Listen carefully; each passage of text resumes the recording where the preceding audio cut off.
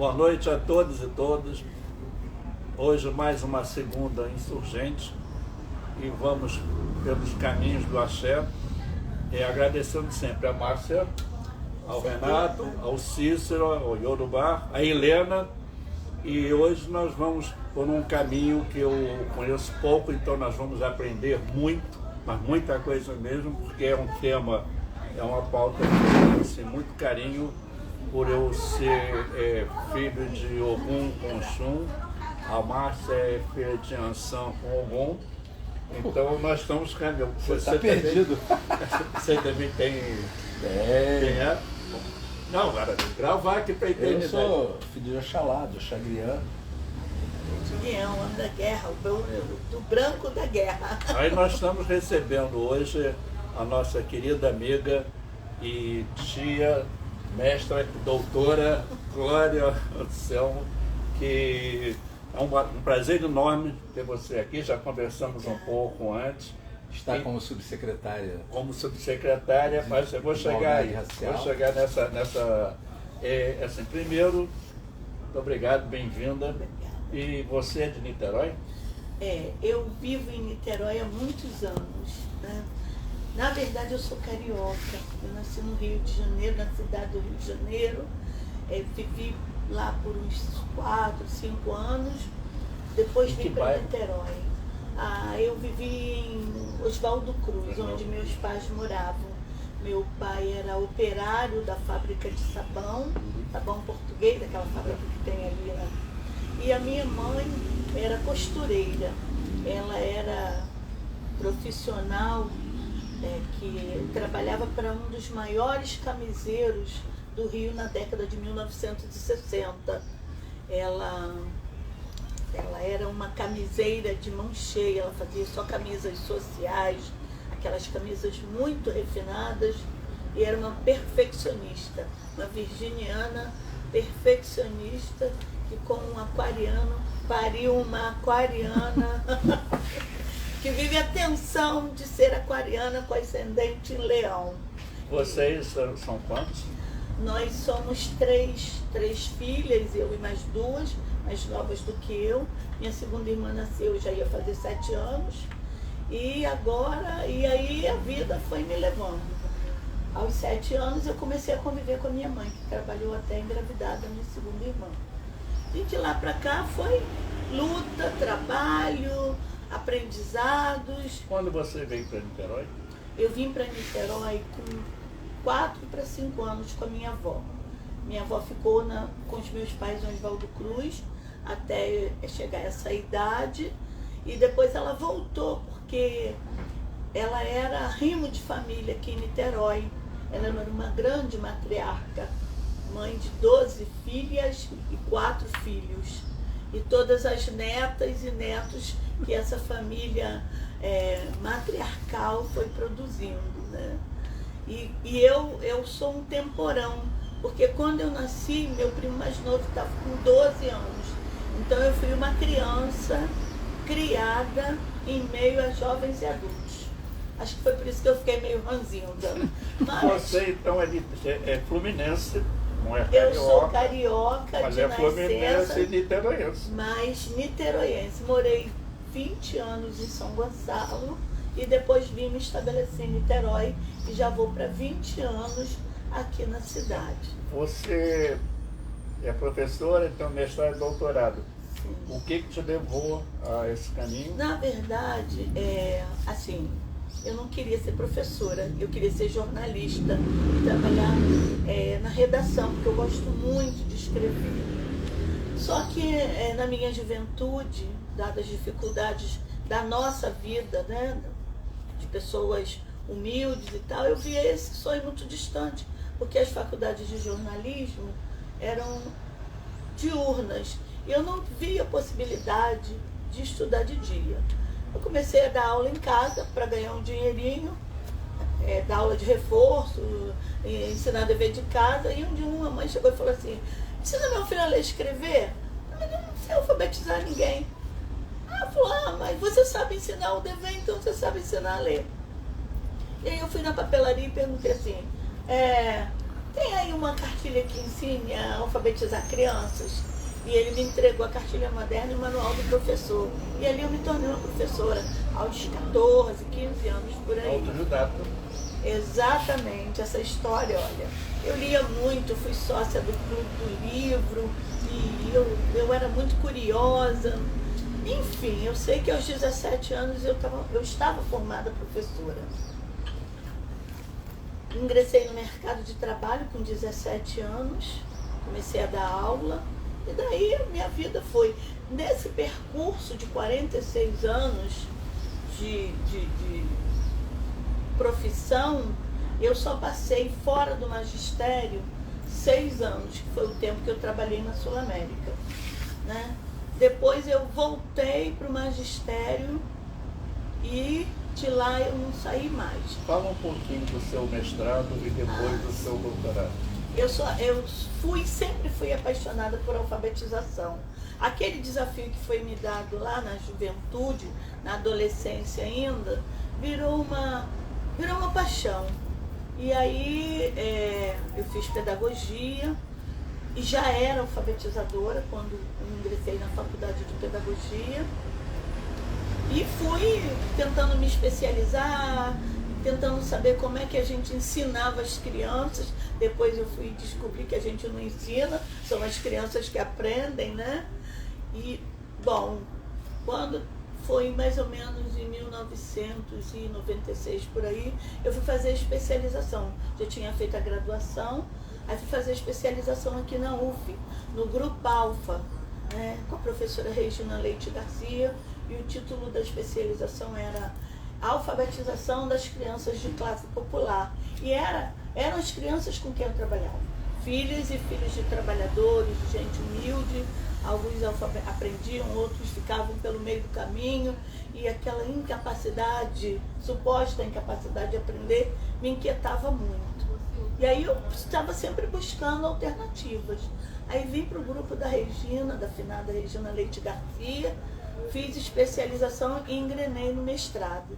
E aí a minha especialização e o meu mestrado foram voltados para a questão da alfabetização das crianças das classes populares. E, bom, foi um mestrado, uma formação que me ajudou muito a ajudar outros, porque tanto crianças quanto professores, porque eu pude compreender no grupo de pesquisa da Regina Leite Garcia que primeiro a gente não ensina, são as crianças que aprendem, porque elas são seres pensantes. E aí eu até me entendi porque que eu me alfabetizei sozinha, aquelas coisas da vida que a gente fica sem entender, mas um dia cai a ficha.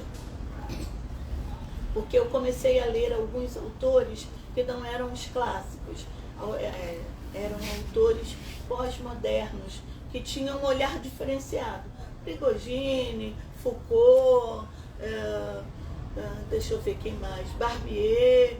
Então, autores que olhavam o ser humano a partir de um outro prisma, de uma outra lógica, mostrando que essas pessoas eram sujeitos pensantes, que todo mundo é capaz de aprender. E isso foi uma descoberta muito bacana, porque então não tem essa história de que o menino não aprende porque ele não come, ele não aprende porque ele é burro, ele não aprende porque ele é da família Souza, nada disso. Ele não aprende porque a gente não sabe ensinar, essa é a verdade. A grande questão que me moveu a partir daí foi essa. A gente precisa olhar para como as pessoas aprendem, porque cada um aprende de um jeito. E aí caminhei, depois foi uma interrupção grande depois do mestrado, e aí 10 anos depois eu voltei para fazer o doutorado. Eu já estava com 50 anos, mas sempre trabalhando, sempre sozinha. Papai morreu, eu criei as meninas, acabei de criar. Mamãe morreu, elas estavam muito novinhas ainda. Uma estava com 11, outra estava com 13. E papai morreu 8 anos depois. E elas estavam terminando a adolescência, entrando na vida adulta. E aí eu escolhi 2 vezes primeiro eu escolhi ser mãe. E depois eu escolhi ser pai. Porque eu nunca abandonei as minhas irmãs. E até hoje eu estou sabe? Meio que carregando todo mundo. E no meio dessa história toda, surge a minha questão com a espiritualidade. Doutorado, você seguiu o caminho. Sim, 10 anos depois, eu ingressei no doutorado, já querendo investigar a questão da implementação da Lei 10.639, a questão das relações raciais. A Lei 10.639 foi promulgada no dia 9 de janeiro de 2003, assim que Luiz Inácio da Silva, Lula, assumiu, ele colocou essa demanda, ele acolheu essa demanda que não vem com ele, mas vem desde os anos 90, trazida pelos movimentos sociais, que ressaltava a necessidade de que todos soubessem a história e a cultura africana e afro-brasileira, uma vez que os negros representavam à época e ainda representam hoje uma parcela muito significativa, muito expressiva da população brasileira, ou seja, mais de 50%. O último censo revelou que negros, né, que são a soma de pretos e pardos, representavam 56% da população brasileira. Então, como negar, como manter na invisibilidade a história e a cultura de uma população que representa mais da metade do Brasil, da população brasileira como um todo? Nós vamos voltar. E aí eu vou pegar a questão do doutorado. Nós vamos, depois do doutorado, nós vamos pegar os caminhos do axé. Tá bom. Porque eu acho que isso que você está falando agora, e o caminho do axé, o Renato já levantou um pouco a sua posição na subsecretaria, que eu acho que aí é um somatório de todas as experiências e conhecimentos que você tem. E aí, antes da lei, antes do doutorado e antes do mestrado, eu já estava pelos caminhos do axé. Mas deixa só eu amarrar o doutorado, que foi uma questão muito delicada na minha vida. Eu queria investigar, eu ficava pensando, que eu tenho esse problema, eu gosto de pensar sobre as coisas. E aí Isso é um problema no nosso país. Pensar faz mal à saúde. Pense nisso. Só tomando um copo de Antártica para não pensar. Bom, o que aconteceu? Não, eu penso melhor com a Antártica. Eu queria muito investigar.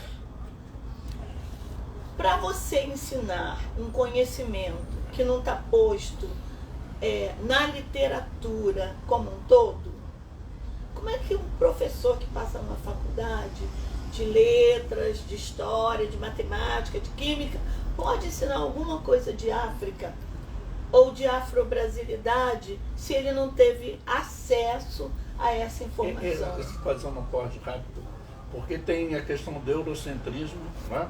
E agora está trabalhando com a descolonialização. Sim. E você estava dizendo, a África a gente não estuda, a Ásia também, o Oriente a gente não estuda, ou seja, a gente conhece a mitologia, tem quem veio da Grécia, Roma. De África no livro didático.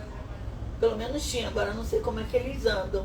Mas no tempo que eu era aluna lá em Barbacena, isso é uma expressão divertida que eu gosto de usar, lá atrás, a África se estudava em uma folha do livro didático. Como você disse agora há pouco, os rios. É um país, né? A África os é um país. rios. A África, não, a África era África, nem se dizia do que era África. Não havia um detalhamento, um aprofundamento, tinha uma informação básica e pronto. E o livro didático versava sobre a Europa, as guerras, as grandes conquistas, a começar pelo Império Romano, pelo Império Grego, mal sabendo-se que gregos e romanos beberam muito nas fontes e nos conhecimentos de África. Isso. Né?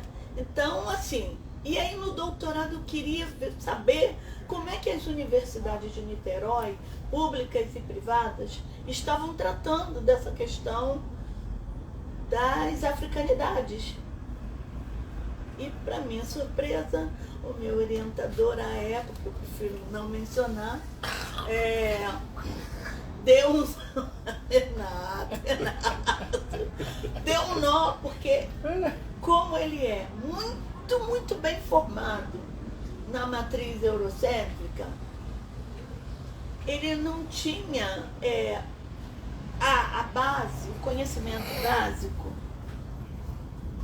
para me orientar uma tese de doutorado. Mas ele não tinha, ou a universidade também não tinha nenhum desenvolvimento? Mas existe uma coisa muito complexa nos cursos de pós-graduação, que é o orgulho, que é o glamour dos orientadores. A vaidade. E aí isso era muito difícil, porque nós acabamos nos perdendo, porque eu queria dobrar para a esquerda e ele não conseguia me acompanhar. E eu também, embora querendo dobrar para a esquerda, eu não tinha muito estofo para peitar a história. E não tinha. E quem poderia me ajudar? Na verdade, eu não quis criar uma crise de Estado no seio da universidade. Esse foi em que ano mesmo? Isso. Dentro da ditadura, né? Não, já nos anos de 2010. Ok. A lei já tinha alguns anos, mas ela havia ainda uma resistência a aceitar essa dinâmica no cotidiano de aprendizagem, né? E eu acho que hoje o grande nó está na universidade. Sim. Porque os professores passam por lá. E a grande maioria dos professores ainda não abandonou a matriz eurocêntrica e se recusa a olhar para isso aqui, ó, Bantus e Malês, identidade negra.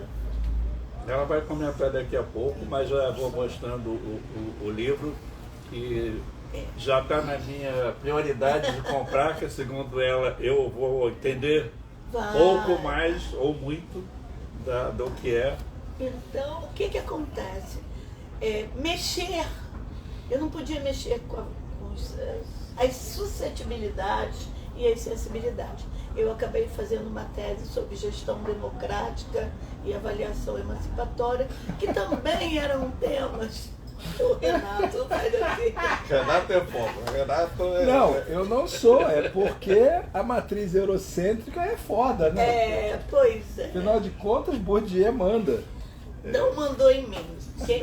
Na verdade, quem deu o tom. Ela pode assistir. Quem deu o tom foi a minha tese. Quem acabou dando o tom no meu processo de escrita foi o Boaventura de Souza Santos, que é um sociólogo português, porreta de bom, pessoa que eu amo infinitamente. Ele está vivo, produzindo, de vez em quando vem ao Brasil, e aí eu consegui trazer. Lógico que eu tive que tomar alguns goles do conhecimento burtiésico, não passei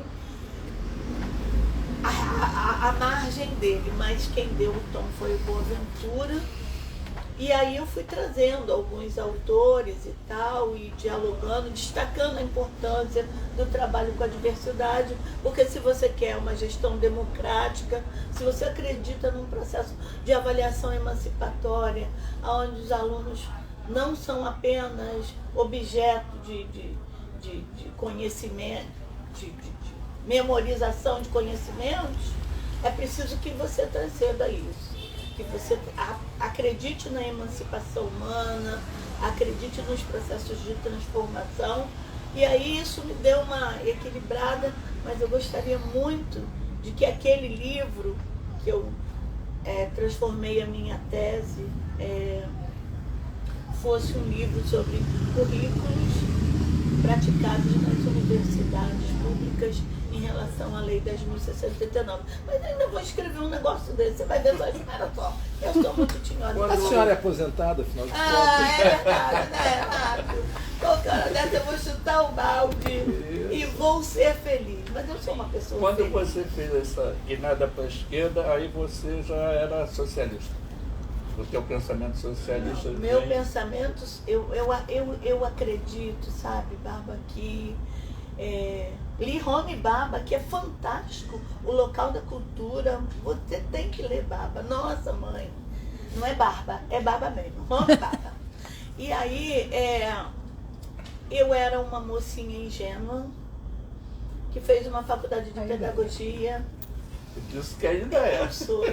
Eu não posso perder a minha ternura, senão o mundo vai ficar mais ácido. Isso. E aí eu não vou poder sentar ao seu lado, rir, participar dessa insurgência. Não é uma verdade, porque eu sento ao lado dele e eu já não tenho mais ingenuidade nenhuma. A minha ideia de barba, que o meu nome artístico durante toda a carreira que eu construí, comecei em 73, é Luiz, depois Luiz Carlos de Carvalho. Porque todos os artistas têm um nome de família e tudo. Eu senti um distanciamento do público. Eu comecei a trabalhar com arte pública de um colega de vocês aqui da UF, o Luiz Sérgio Oliveira, e eu falei assim, bom, se eu for para a rua, eu saio do ateliê e eu estou querendo encontro do público, eu peguei o pessoal do grafite, da pichação, todos eles têm um apelido. Eu trouxe meu apelido da capoeira, meu barba, porque é uma maneira de dizer da insurgência, né, de toda a história da negritude, da resistência, da capoeira, do samba, do jongo.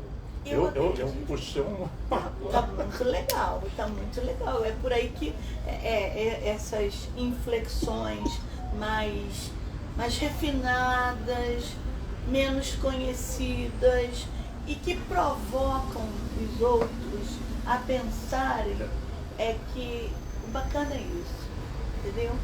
Mas assim, muito interessante, porque eu acho que essa insurgência eu trouxe de uma matriz baiana.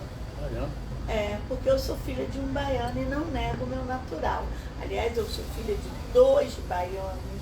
Um, que é o meu pai, que foi o meu pai biológico, e o outro é de uma herança espiritual que eu recebi há 3 ou 4 anos, que é o seu João Baiano. Depois a gente fala dele, talvez na segunda edição. Tem um poeta baiano que é preto, que é um insurgente, um revolucionário, que é o Marighella. Sim. Esse baiano que eu admiro, esse é muito correto. Sim. Mas assim, eu sempre fui muito inquieta, muito curiosa. A história da alfabetização lá atrás, a recusa de aceitar a não aprendizagem de alguns alunos, eu acho que essas já eram marcas de um não conformismo com o que estava dado, porque normal era a professora ensinar e o aluno aprender.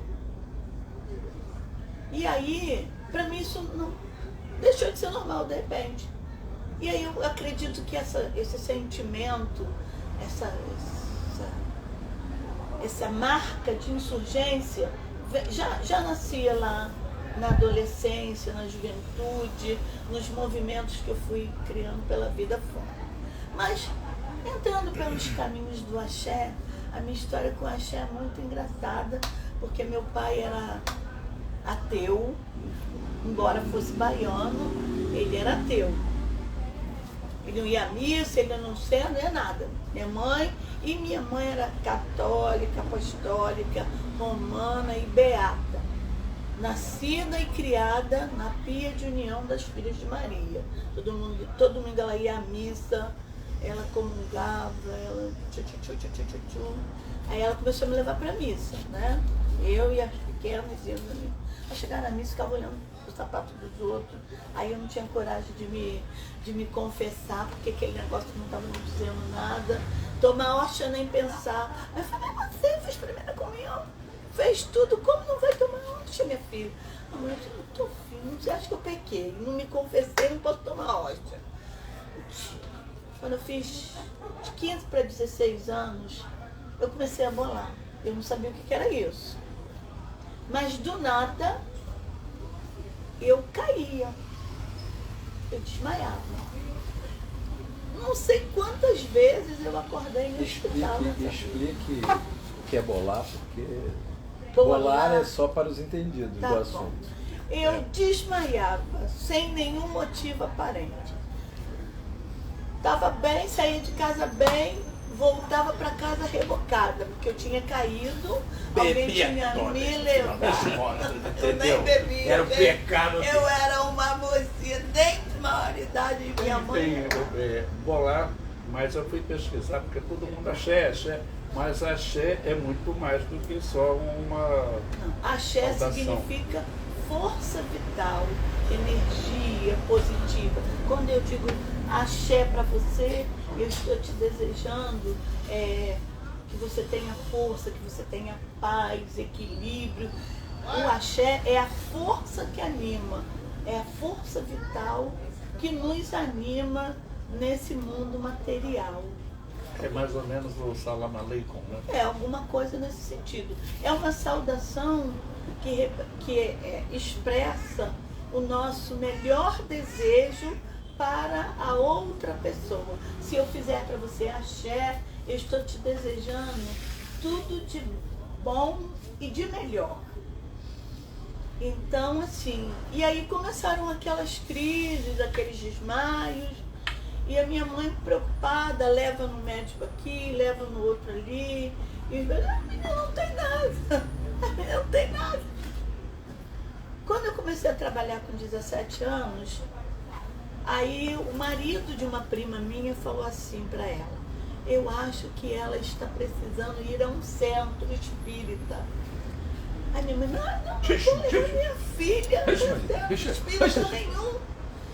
Mas ele falou, mas esses desmaios inexplicáveis e tal, leva ela ao centro. Eu estou frequentando um centro lá em Pernambuco. Nós morávamos em São Gonçalo e ele frequentava esse centro aqui no Largo da Batalha. Aí, mamãe, um dia eu cheguei num desses dias que eu cheguei derreada, em casa destruída, eu vou levar você no centro. Falei, que centro? Eu vou levar você no centro espírita. Eu falei, uma filha de Maria, beata, num centro espírita. Porque eu não sei mais o que é que eu faço com você. Eu levo você na igreja, eu levo você ao médico e nada dá conta. Qualquer hora você vai entrar morta. Eu falei, ai meu Deus do céu. Drama, né? Mamãe era assim, sabe, toda intensa, toda. Eu falei, aí eu olhei pra ela e falei, olha só, sabe quando que eu vou no centro com você? Mas é nunca. Aí ela, você vai, senão eu vou te dar uma coça. Eu falei, tudo bem. Tá bom. Quando ela falou que ia dar uma coça, eu falei, tá bom. Olha, Armando vai passar aqui tal dia, tal hora pra gente ir no centro. Tudo bem, mãe? Quando eu saía do trabalho, eu ia para outro canto. Quando eu chegava em casa, já tinha passado da hora de ir pro centro. Fiz isso umas 3 vezes. Na 4ª vez, ela foi para a porta da escola onde eu trabalhava, já trabalhava, e ficou me esperando na saída. Tá aí. Falei, ué, o que houve? Nada não, vim te buscar pra gente ir ao centro. Falei, meu Deus, isso Era só esperar ela bolar, né? Era só mas eu bolar. bolava fora dos domínios dela. E naquela época a gente tinha carro, não tinha nada disso, né? Aí fomos pro centro. E eu com um ódio mortal daquela história, querendo matar uma, esganar. Falei, vou chegar lá, vou encontrar uma preta, gorda, bentuda, peituda, vestido de fustão branco, e eu vou ficar muito infeliz. Quando nós chegamos lá em cima, em Pernambuco, a senhora ainda não tinha chegado, mãe de santo. Ela era mãe de santo, rezadeira, não sei o quê. Aí nós sentamos na cozinha e ficamos esperando. De repente me entra uma negra, linda, magrinha, com cabelo tratado a Enê, ferro quente. Esse detalhe foi ótimo. Eu gostei desse detalhe. Aí eu falei, dona Dirce, que Deus a tenha. Dona Dirce, eu falei, muito prazer. que eu vou me trocar e já venho atender vocês. Entrou, tomou banho, botou a baiana, botou o pano de cabeça. Aí eu fiquei perdida com aquela história. Falei, e agora? Eu amo, eu odeio, o que eu faço? Renato, eu tava esperando Dona Benta, me chega lá, um filé mignon, ela era. Como o preconceito existe, né? Renato. Mas Como o preconceito é uma coisa que tá na gente, não adianta. Resumo da história. Aí Dona Dirce trabalhava com uma velha chamada Tia Tereza. Aí chamou Tia Tereza veio.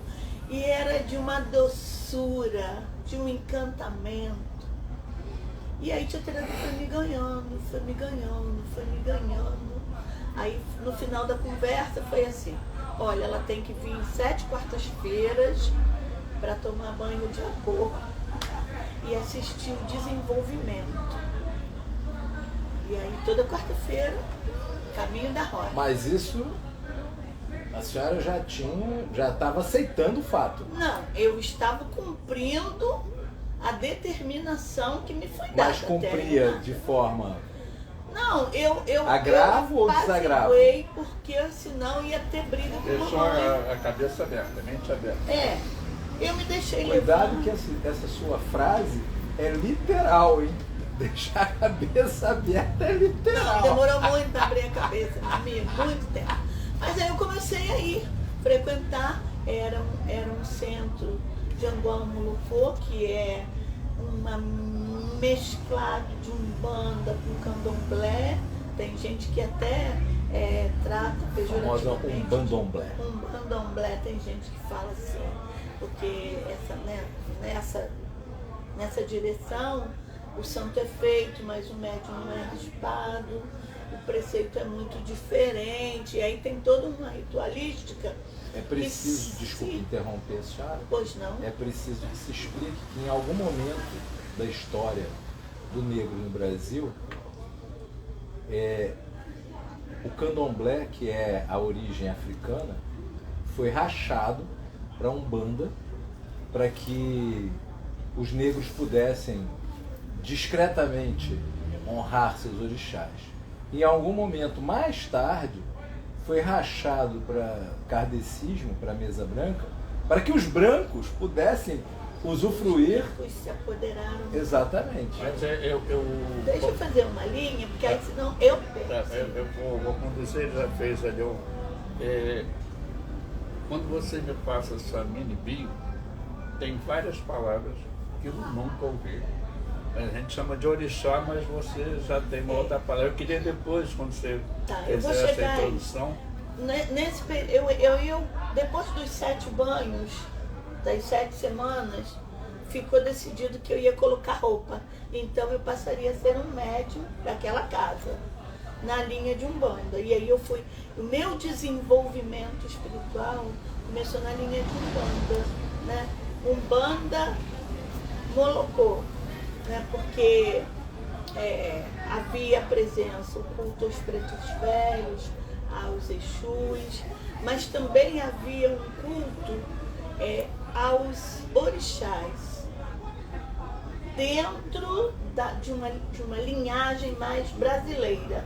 Então, aquela história de eu vi Mamãe Oxum na cachoeira, vem dessa matriz. Iemanjá, Soba, Zamba, Mirerê. Essas cantigas, elas marcam uma tradição de candomblé abrasileirado, bem raiz mesmo, bem raiz brasileira. E aí Angola Molocô trazia isso, trazia esse viés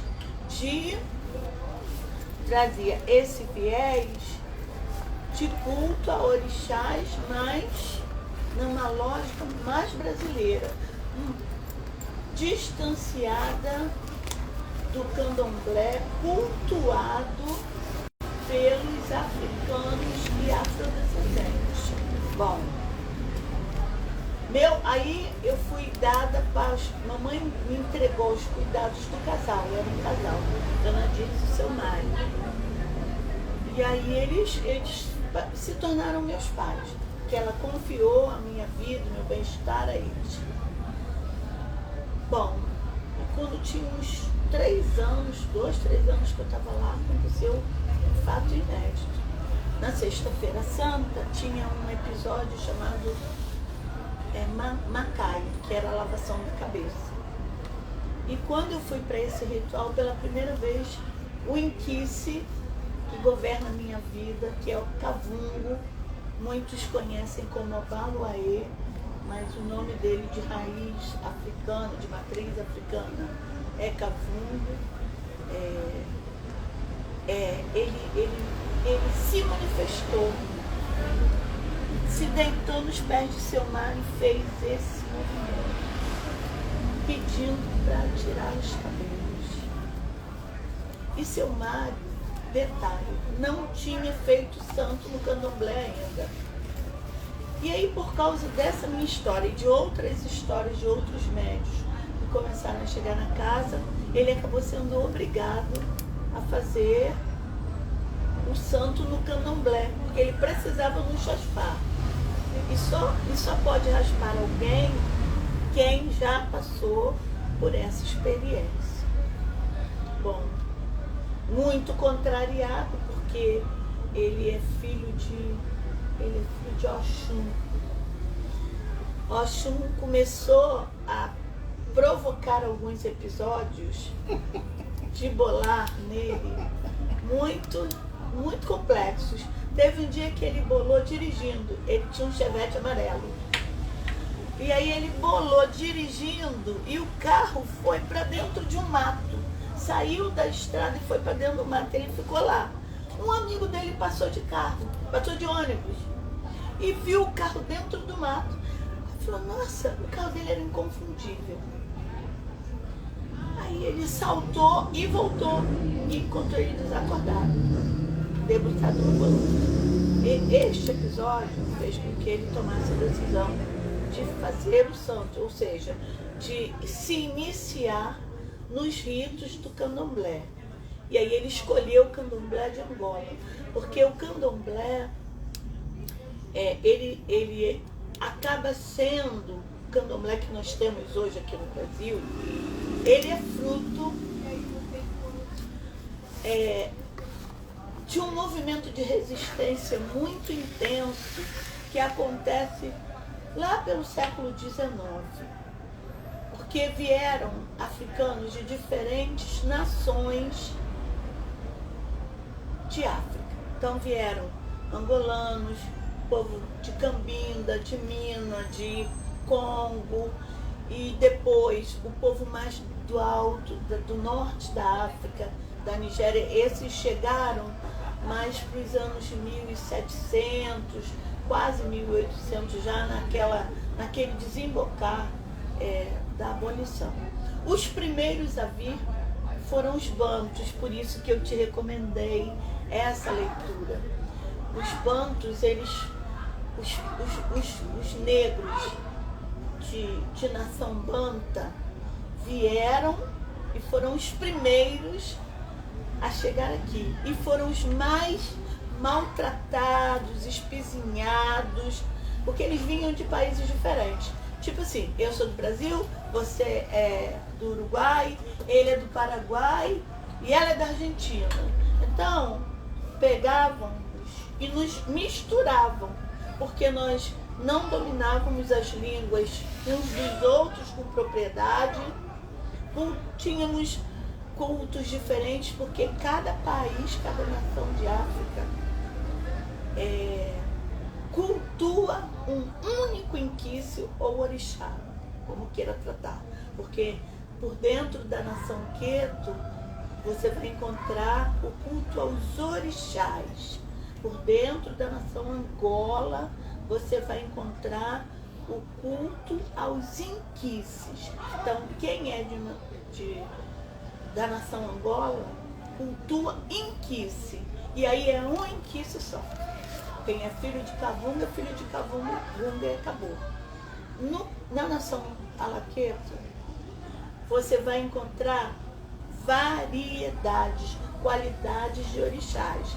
Então, por exemplo, Oxalá, você vai encontrar Guiã, que é o mais jovem, que é o batalhador, que é o guerreiro, e você vai encontrar o Lufan, que é o velho, o mais velho, que ainda vem na Terra. Você vai encontrar Oranian, você vai encontrar mais de 10 qualidades de Oxalá. Alguns se manifestam ainda, né, porque não há incorporação, o negócio não vem de lá para cá, o negócio está aqui e se manifesta. Então, no Queto, você vai encontrar qualidades de um determinado orixá. Na Angola, só tem aquele, um único. Eu fiz uma pergunta a você, eu acho que é curioso para todo mundo. Eu atropelei, se Não, tiver não, alguma dúvida, vocês vão. É que eu estava falando para você assim, eu estava ali em região oceânica, naquele caminho para Itaipu, para Engenho do Mar, e tem um terreiro que chama, não sei, e tem a bandeira do tempo. Aí você me explicou, porque eu só identifiquei a bandeira, mas não sabia o que é. Então vamos lá. Eu tenho a manifestação de Kavum, ou seja, eu sou filha do Obaluaê, que na nação Queto é uma qualidade de Omulu. Na Angola, você tem a divindade, ponto. Na nação Queto, aquela divindade tem várias qualidades. Então, aí você entende por que tem uma história para cá e outra para cá. São divindades que cultuamos, praticamos ritos muito parecidos, a iniciação, o processo de preceito, porque quando você é iniciado, você tem que cumprir um preceito que leva em média 3 meses, e ele vai sendo reduzido, diminuído, até que você complete 7 anos de santo. Você se liberta, cumpre a sua caminhada com o orixá, ou com o inquice, como queira chamar, quando você completa 7 anos. Primeiro você é Abiã, porque quem é Abiã? Você é um Abiã, porque você não foi raspado. Depois que você raspa, você é Iaô. Quando você faz 3 anos, aí eu estou falando da nação Angola. Tá. Quando Vamos você faz pela Angola, porque 3 anos, vai ter tempo é nessa verdade, 3 vizinha anos, de hoje, né? você vira inquice, você vira Vodunce. Não. Vocês estão mudando. Você vira Vodunce. É um processo, infância, a puberdade, adolescência, juventude e idade adulta. Feliz Quando de você não ter completa passado por nada disso na minha 7 vida. anos santo, você toma a sua última obrigação, você faz o seu último sacrifício para o orixá, e aí você está liberto, você é de maior idade. Aí você, se você tiver cargo, aí os búzios é que vão se... Você tem cargo? Búzio, tem uma dúvida também. Sim, Qualquer um pode jogar búzio? Claro que não. claro que é. Qualquer um pode Búzio. citar? Não. Búzio é para quem é Ebome. Quem é Ebome? Ebome é quem completou 7 anos de santo e arriou a sua obrigação de 7 anos. Quando você termina a sua obrigação, você recebe o seu decálogo. E os seus búzios vêm no seu decálogo, devidamente preparados, batizados. E aí você começa uma trajetória para lidar com a questão dos búzios, né? É um aprendizado também. E hoje, agora tem gente curiosa que joga búzio, sabe? Agora Olha, tem gente que tem evidência, eu vou dar um tem testemunho, poder. que quem jogou búzio para mim, eu não sei o nome correto assim, mas ele tinha um terreiro lá perto do Mauá, uma pessoa fantástica. Aí uma vez eu fui para um filho dele, eu não sei os nomes, então é um filho dele lá, aí o rapaz jogou o búzio para mim. Aí eu falei, não vai dar. Voltei lá para esse que tinha jogado primeiro. Falei, ele está dando conselho até em que cor que eu vou usar para fazer minha pintura. Eu falei, mas ele me lembra que é Candu Andemo ou Cadu Andemo, não me lembro. Ele falou assim, olha, ele não tem tempo para jogar. E olha isso, ele tinha 21 anos. Ele não tem tempo para jogar.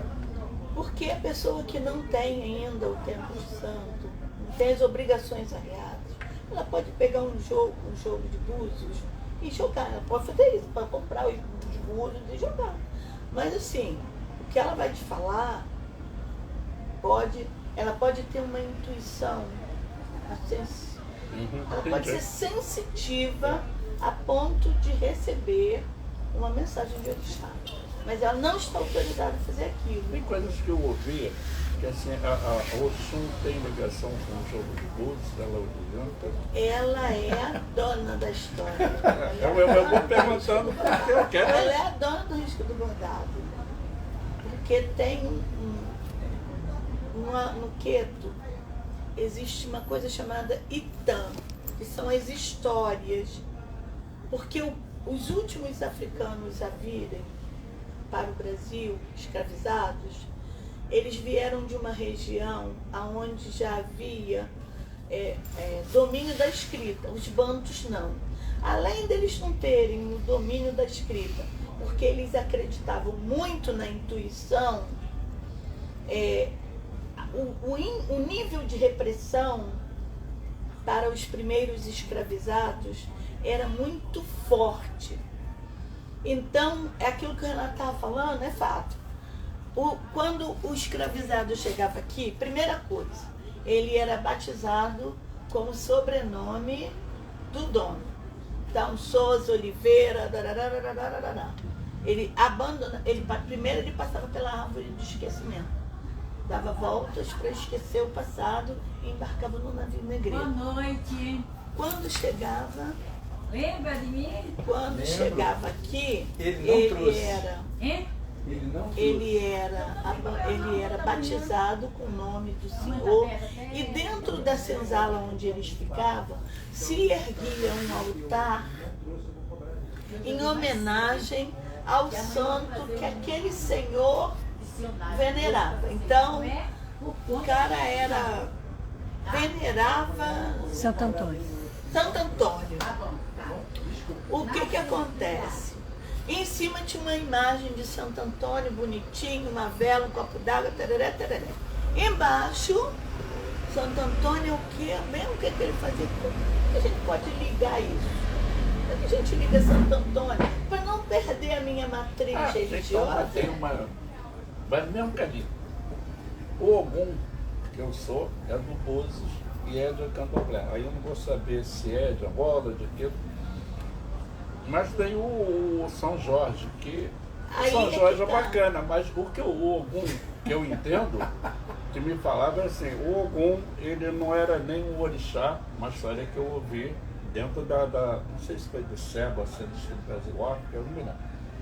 E ele não tinha um reino, mas aí ele pegou o metal, ele fez uma espada e defendeu o povo dele. Então eu vou pegar um exemplo de São Jorge, já que você trouxe para esse lado, porque na Bahia, Santo Antônio também é Ogum.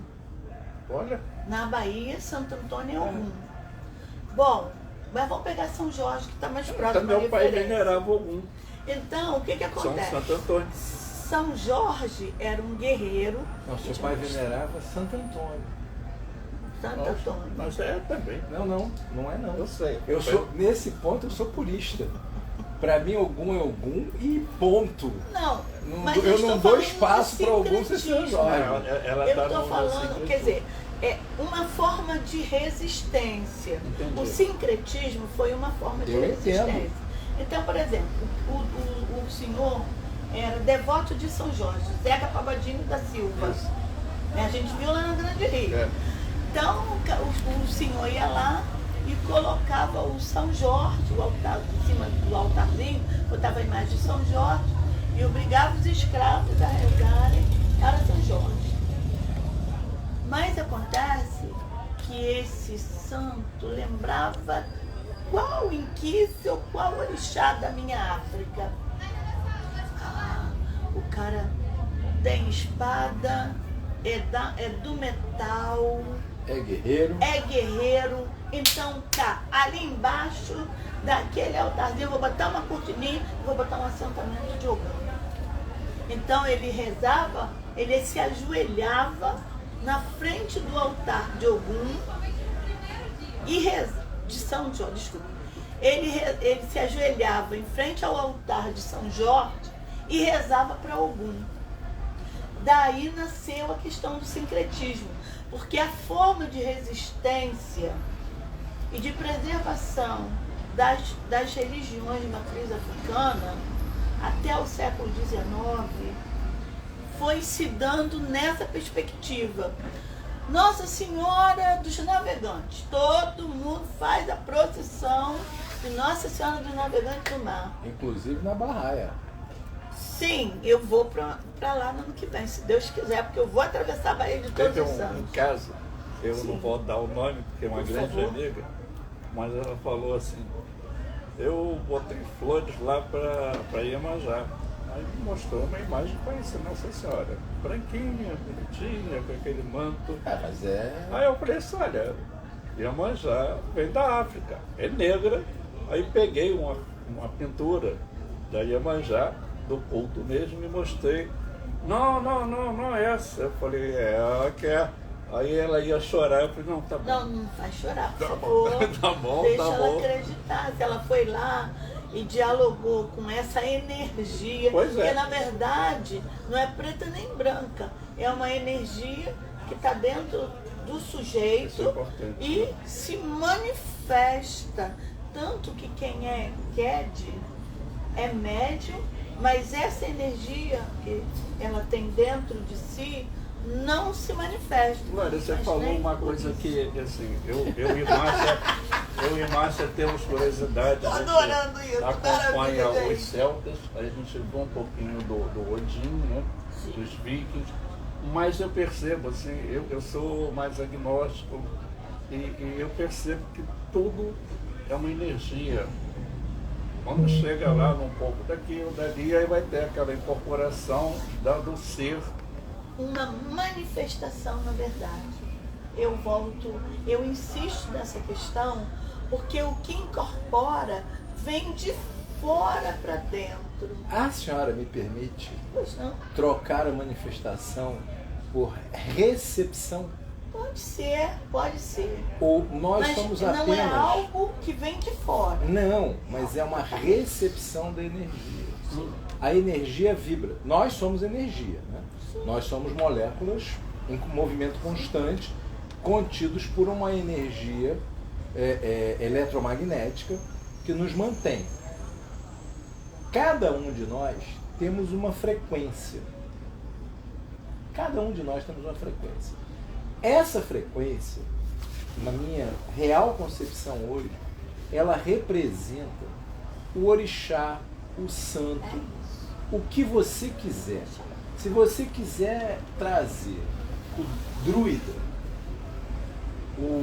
os deuses egípcios, os deuses romanos, gregos, porque mesmo lá, você tem a representação do lado de cada África. Você tem a representação do lado cristão. E aí você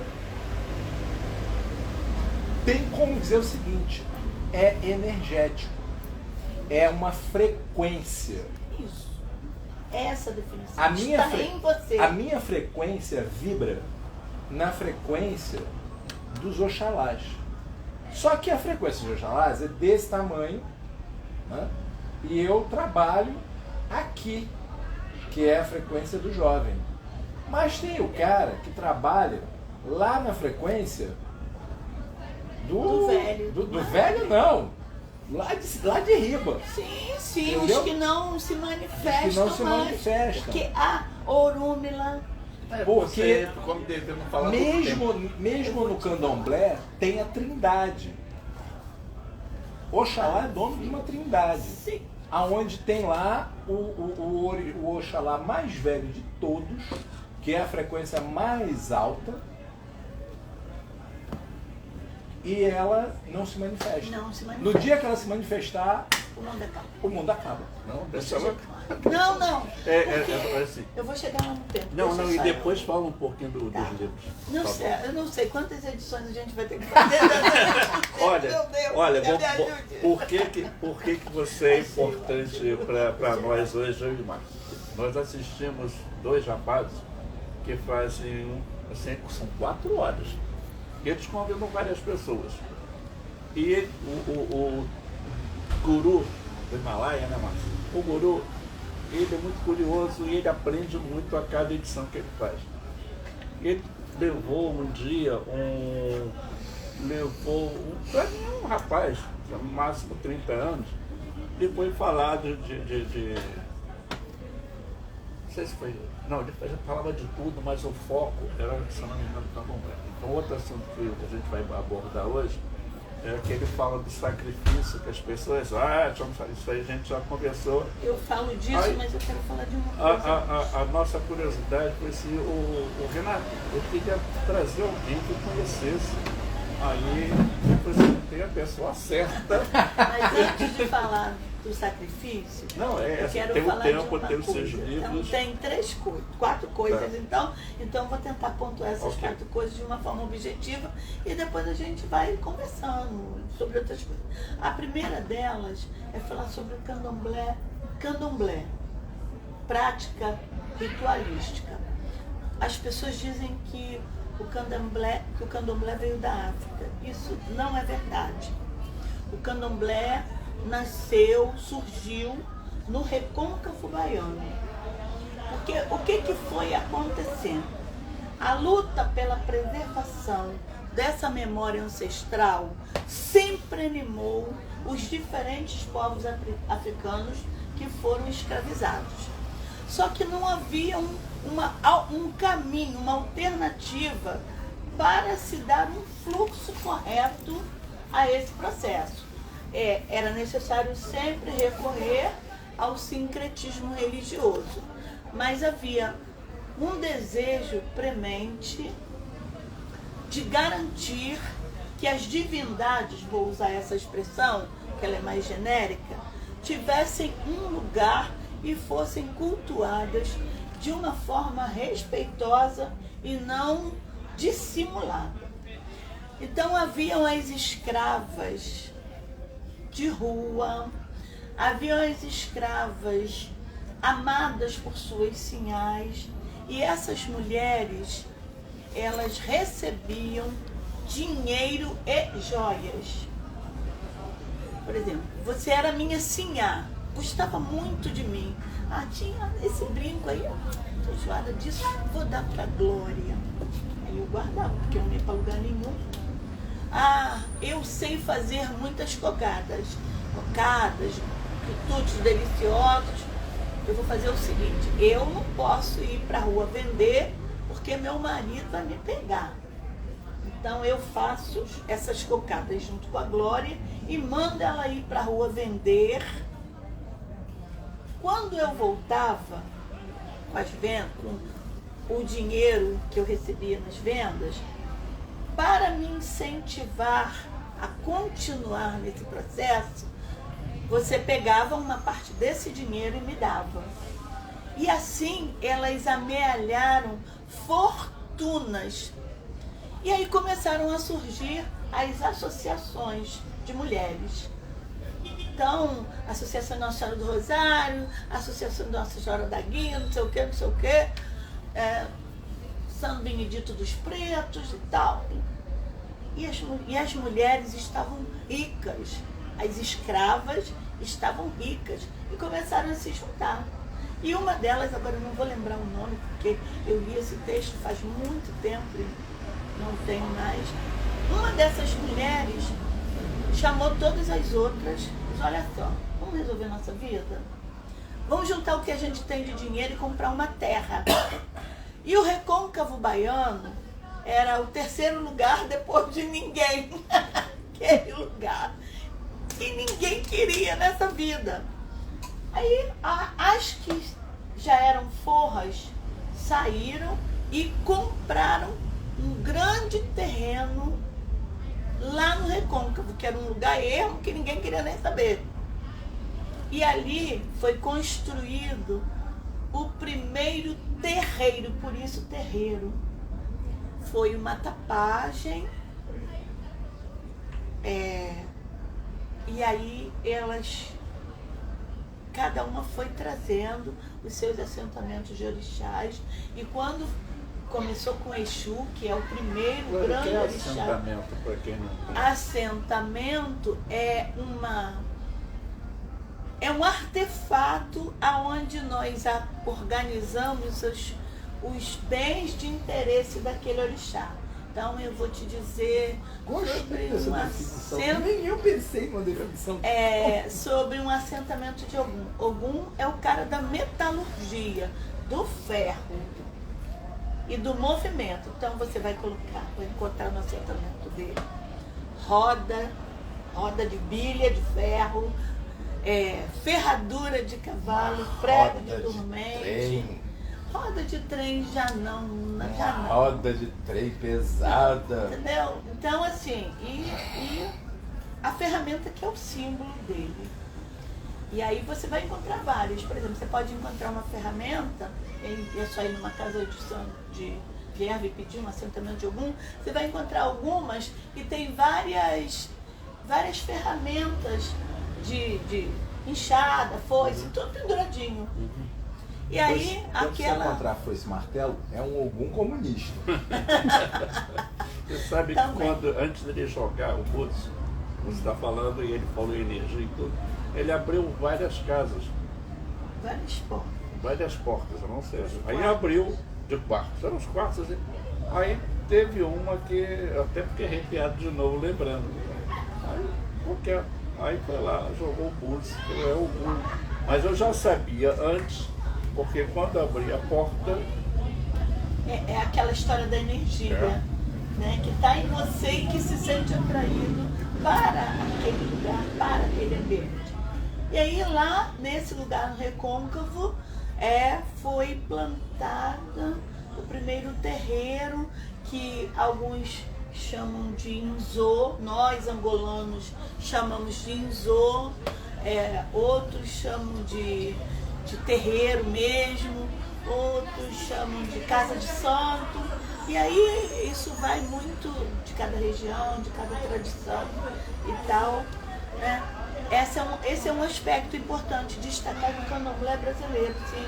Ele nasceu no Recôncavo Baiano, foi lá, pela mão das mulheres, das escravas e ex-escravas que enriqueceram de alguma forma. Você ia falar do Exu, mas pode falar um pouquinho dele então. O Exu é o que abre caminhos.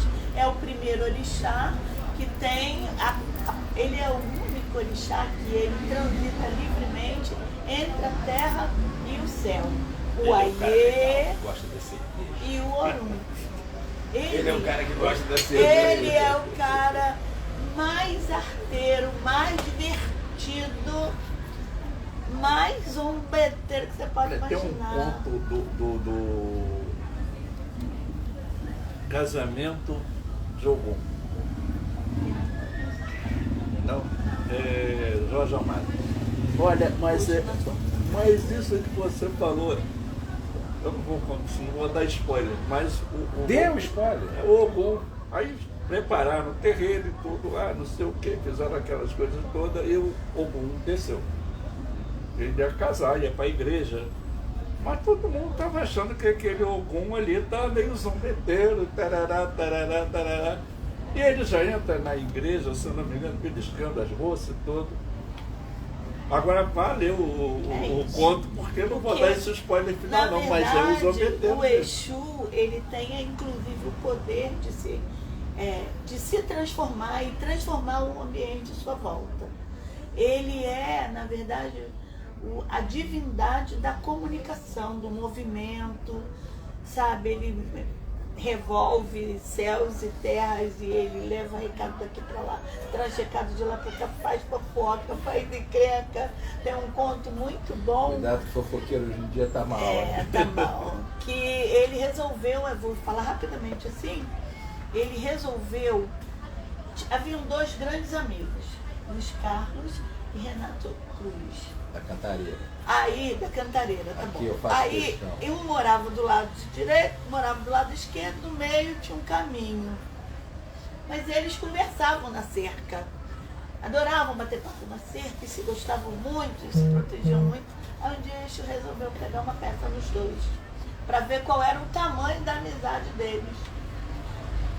Surgiu lá na ponta da estrada um homem vestido de branco.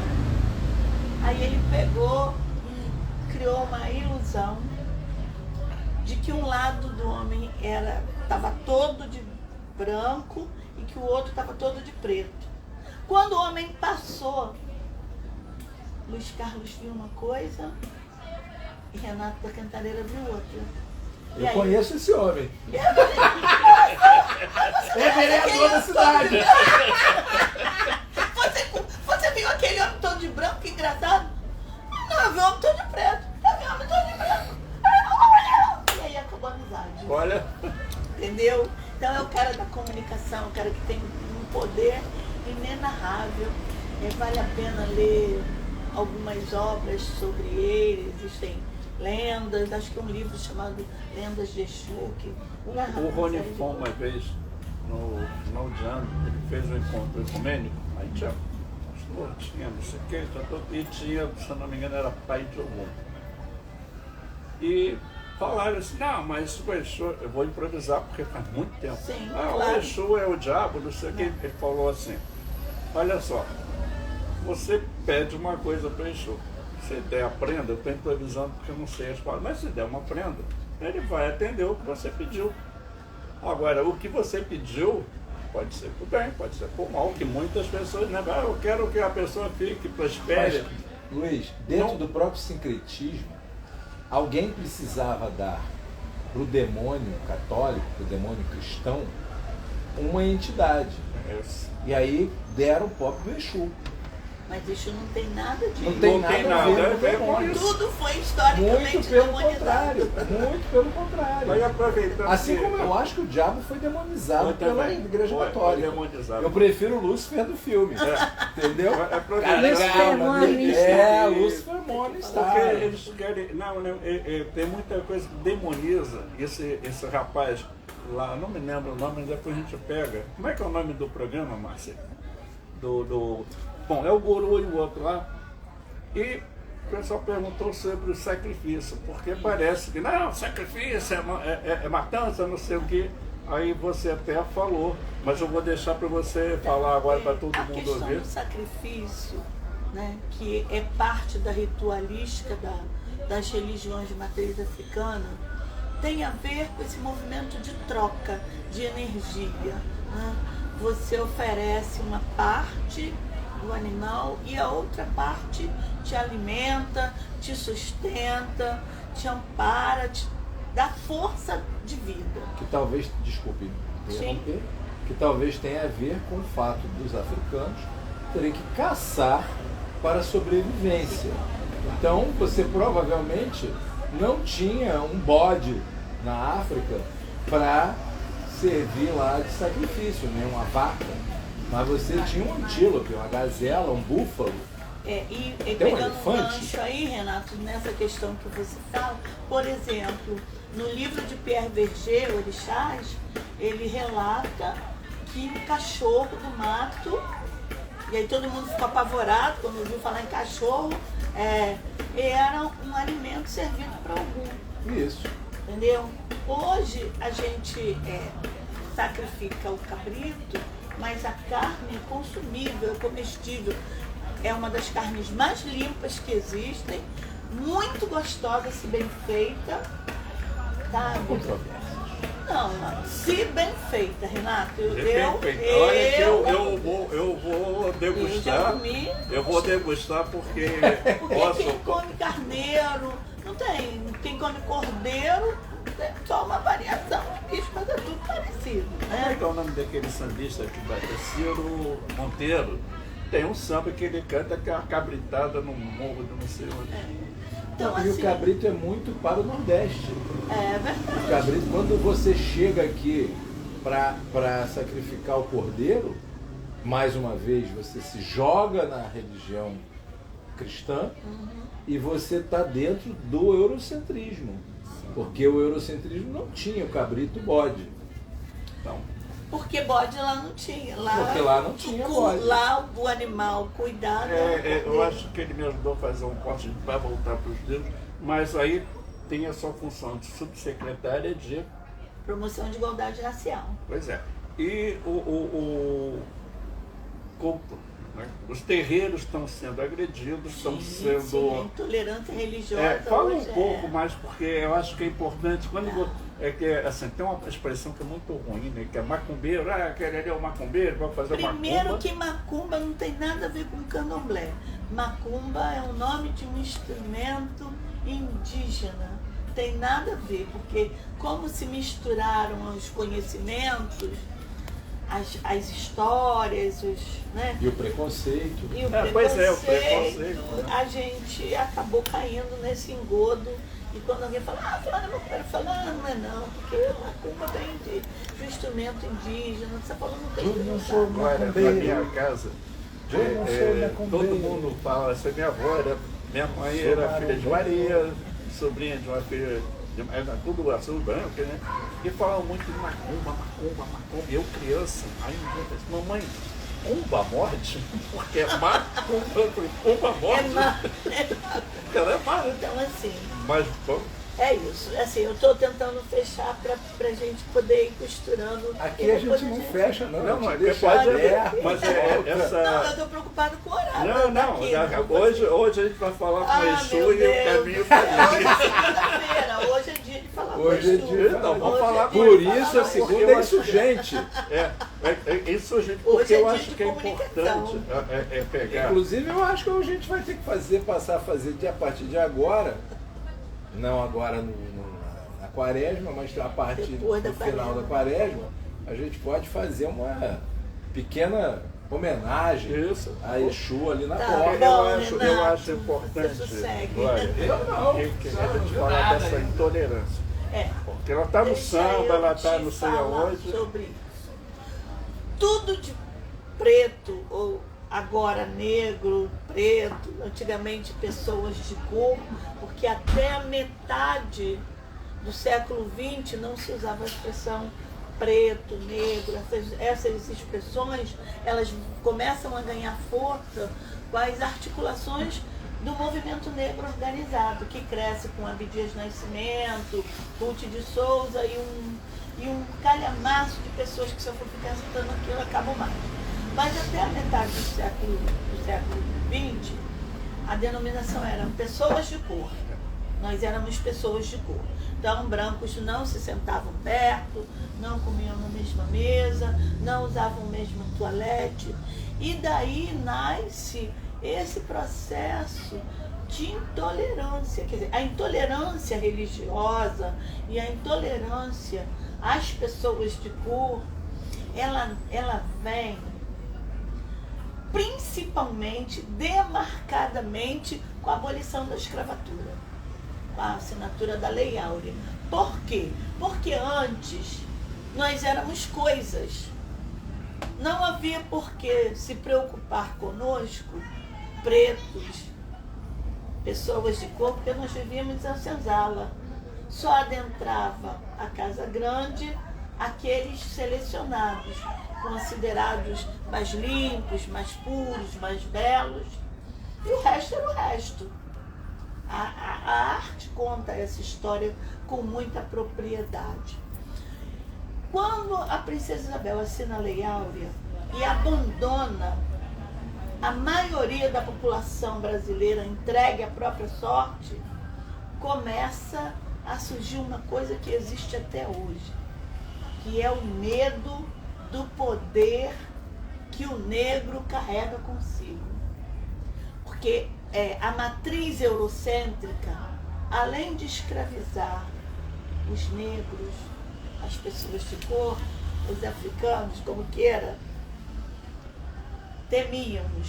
temíamos por causa da feitiçaria, não da macumba, temíamos por causa da feitiçaria, por causa dos conhecimentos ancestrais de cura, porque quem cura também mata. há de ser dito que é uma cultura de 6.000 anos, contra uma cultura eurocêntrica de 2.000 anos. Isso. E aí, quando os negros, as pessoas de cor, ficam livres, esse medo aumenta. Então era preciso manter longe. Se vai trabalhar na minha casa, não pode usar o mesmo banheiro que eu. Se vai andar no ônibus, não pode sentar ao meu lado. E aí os filmes americanos, vários, né, mostram isso. Naquele filme que você recomendou, que eu falei que você tinha assistido, Mulheres à Frente do Seu Tempo. Maravilhoso. Você vê ali a marca do racismo, do preconceito, da intolerância. E é o preconceito com as mulheres e com os negros. Isso. Porque as mulheres negras, elas foram historicamente abusadas sexualmente, maltratadas, humilhadas. E aí, assim, hoje isso ainda é muito forte. Há preconceito, há intolerância, há racismo contra o homem negro. Mas ele se sai melhor. Você vê que os meninos negros, quando ganham a ascensão financeira, a primeira coisa que eles fazem é arrumar uma namorada ou uma mulher loira para colocar ao seu lado. Essa é a dura e triste vingança. Mas a mulher negra, ao lado de um homem branco, é um problema sério. Agora essas relações afetivas, interraciais, começam a se desbravar. Mas até, sei lá, o início do século XXI, isso era muito grave. E aí a questão religiosa vira uma chave de toque, porque eu não sei o que é. Eu vejo lá o padre rezar a missa. Eu não sei o que ele faz lá atrás na sacristia. Entendeu? Mas eu vejo aquela imagem angelical, divina e horrenda de muitos padres que abusam, que estupram, que são pavorosos. Mas eu só vejo aquela imagem. Não é a sua não, tá? Você entrou, eu te enquadrei na hora errada. Não, é ele, olha a cara dele, olha a cara dele de perversidade. E aí, tem cara de secularia de igreja. Da livraria. Tem. O Jesus era branco ou não? Olha, tem um livrinho de literatura infanto-juvenil que você devia ler, chamado O Grande Dilema de um Pequeno Jesus. Pena que o meu se perdeu nessas formações do mundo. Mas aí, assim, essa coisa da E era religião... homem ou mulher? O quê? Jesus? Deus. A Deus? Eu não sei o sexo dos anjos, meu amigo. Que dirá de Deus? Se ele é energia, veja, ele não tem gênero. Eu concordo com o que o Renato fala, porque toda energia. Aí você trazer sexo para energia. Sabe aquilo que o Caetano, acho que é o Caetano canta? Ser um homem. Não, é Baby Consuelo. Baby Consuelo. Não fere o meu lado masculino, se Deus é menina e menino. Não, e ela completou agora, né? Porque para parir 6 meninos, eu tive que ser muito masculino. Mas voltando a essa questão, que é o teu trabalho na secretaria também, né? Como é que você... Não, infelizmente eu não toco essa parte da pauta. Alguém lá em algum momento partiu a igualdade racial, tirou, né, desse link a questão da intolerância religiosa e dos direitos difusos. O correto seria eu, em sendo subsecretário de promoção de igualdade racial, acolher a questão da intolerância religiosa e dos direitos difusos. Mas isso foi quebrado. Mas quem foi? Luiz Carlos Carvalho Barba? Luiz Carlos Carvalho Barba, sei lá quem. Foi? Eu vou descer aqui na negativa, eu vou subir no Isso tá muito divertido. Depois foi? Não, porque assim, eu já me apresentei a você conversando pelo WhatsApp e aqui é um anarquista agnóstico, mas eu tenho a mente aberta, ouço tudo. Agora tem muitas questões, porque a minha formação é católica por 2 catecismos, aí fiz aquilo tudo, mas teve um período assim que eu falei, não tá dando. Aí me afastei me afastei dele. Na hora que a gente... Aí foi um dia restaurar uma igreja Nossa Senhora do Bom Sucesso, fiz um puta trabalho lá. Aí é questão da energia, eu estou dentro de um templo, de um lugar consagrado, se tem energia, a energia e você dá uma olhada. Mas nós, anarquistas, os anarquismos, a gente questiona muito o judaico-cristão, que fez todo esse... Mas o judaico-cristão nada mais é do que o poder eurocêntrico querendo subjugar o colonizado. Eu vou ter que arranjar uma câmera que faça assim, porque... Entendeu? Porque quando o judaico-cristão coloniza, e não importa se ele colonizou a África, o indígena norte-americano ou o indígena sul-americano, ele precisa dizer que a cultura dele é superior à daquelas pessoas. Só que tem um pequeno problema nessa discussão toda. No caso africano, tem 6.000 anos. A única cultura que se compara é a cultura oriental. E que são os dois afastados, né? E que são afastados. Então, o judaico-cristão é um merda perante a cultura africana a e a roda de cultura... conversa agora ficou mais quente, né? E a cultura... Não, mas isso é o que me incomoda profundamente Também. nesta discussão judaico-cristão, porque o asiático, né, a cultura oriental e a cultura africana, elas são muito mais ricas, muito mais antigas, tanto é que elas... mais potentes. E tanto é que elas cultuam a natureza. Elas não cultuam a capacidade humana de fazer alguma coisa. Porque a capacidade humana de fazer alguma coisa, ela é absolutamente inexpressiva contra uma tempestade.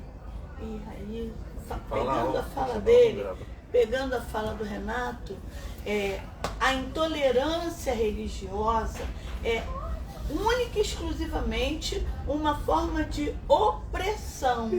Eu desqualifico a religião do outro, demonizo essa religião para continuar tendo poder sobre ela.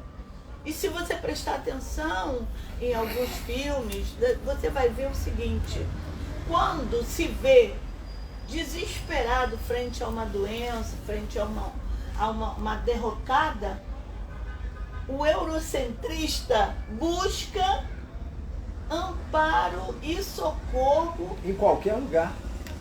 na maioria das vezes. E aí eu vou datar, eu não vou pegar a questão kardecista, que já é mais do século XVIII, a questão do Kardec é mais para frente, mas as senhoras iam lá... Ai, tu me chama, que eu tô... Mas é o que você falou do feitiço, das feiticeiras, que é uma taxação assim de... E aí você vai para a Europa, Europa medieval, que tem nela as feiticeiras druidas, os feiticeiros druidas, que simplesmente eram pessoas que faziam o quê? Cultuavam a natureza que a África cultuava, que os indígenas sul e os indígenas norte cultuavam. Porque no final de qualquer coisa, quando você busca um remédio, você está buscando em compostos químicos da natureza, que estão dispostos na porra da natureza. Exatamente. Eu sempre recomendo que as pessoas assistam Avatar. Em Avatar você percebe, quando você assiste o filme com essa mente aberta de buscar o conhecimento, você encontra lá a questão do poder que a natureza tem sobre o ser vivo. Você vai ver a questão do sacrifício, quando aquele personagem principal, que eu não vou lembrar o nome agora, senão a gente não acaba nunca, ele vai matar um animal que ele imagina que vai confrontá-lo, que vai atacá-lo, e aí aquela personagem vem e interfere e diz a ele que tirar uma vida só se for com muito respeito e com muita oração. E ensina ele como se comportar diante de uma situação onde ele vai ter que tirar a vida de alguém. Ou seja, é preciso tirar a vida sob o manto de uma oração. E é isso que acontecia nas tribos, tanto americanas, quanto sul-brasileiras, né, sul-americanas, quanto africanas. Porque quando você faz o sacrifício do animal, você conduz uma oração, uma reza, um rito. Você fala alguma coisa naquela hora. Mas sacrifício humano também. Não importa. Olha só. O sacrifício humano foi sendo retirado. Humano ou animal, o humano você não matava um homem à toa, você matava da mesma forma. O Renato fala, eu gosto dos celtas, que é a mesma situação. A natureza, ele gosta de dar porrada um no outro, beber vinho, mas primeiro, a casa deles é uma choupaninha pequenininha.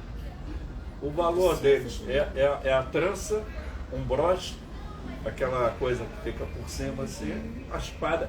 E a mulher tem igual, ela não conquistou direito. Já nasceu todo mundo igual. Há controvérsias sobre isso. Não, muitas, porque... A mulher na história do homem nunca foi igual, ela sempre foi oprimida. Tudo bem, mas... Ela só consegue...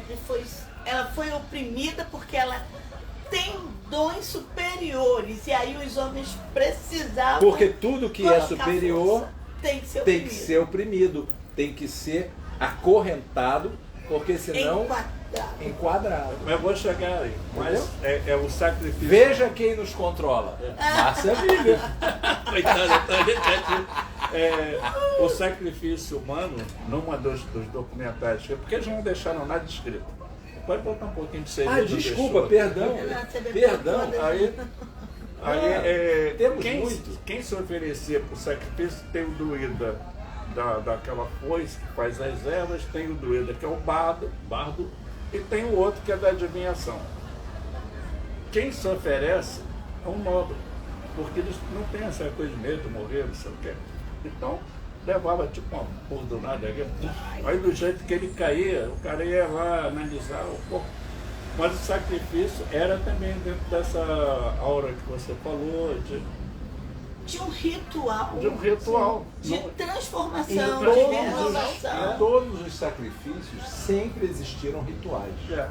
Não importa se eram sacrifícios A, B ou C, mas o ritual, o encantamento feito no sacrifício é o que teoricamente levam as pessoas a entrar num transe psicótico, entendeu? Nada que possa não ser curado com Aldol, mas entra num trânsito psicótico para que você atinja o nirvana, você atinja E o importante dessa história do sacrifício, hoje já existem pessoas, né, que